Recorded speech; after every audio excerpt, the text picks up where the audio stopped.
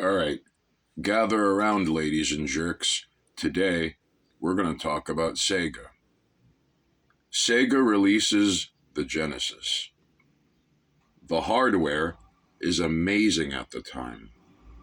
Sega gets paranoid about the PC Engine CD-ROM.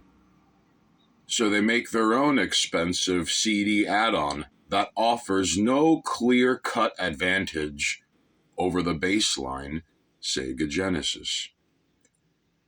Realizes the original Genesis controller doesn't have enough buttons for Street Fighter 3.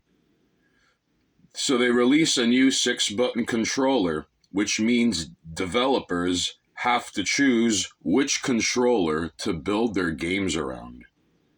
Some games aren't really playable with a 3-button controller. Most of them ignore the new buttons for the sake of compatibility. Sega releases the 32X add-on, even though everybody knows the vastly superior Saturn is right around the corner. People can't wait for the add-on shit show to finally end and get hyped for the Saturn to launch on September 2nd, 1995. Sega gets paranoid about the Sony PlayStation.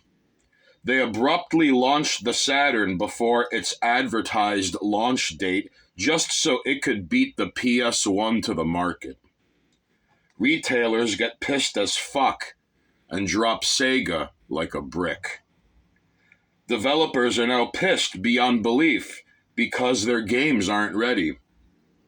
It's an incredibly rocky start, but the Saturn eventually starts doing okay. Bernie Stolar declares the Saturn isn't the future of Sega. Saturn promptly flatlines and dies. Sega releases the Dreamcast, and for a while, it is the tightest shit ever. But they're so damaged from all the Genesis add-on fuckery and the Saturn debacle that they're forced to discontinue the Dreamcast and leave the console business. There's more, but in so many words, Sega killed their Western sections and markets that made them successful outside Japan, which meant that during the few years before Saturn, Mega Drive, and Genesis saw the Japanese side taking over and deciding what should be done, and pushed certain kinds of games that Sega of Japan preferred.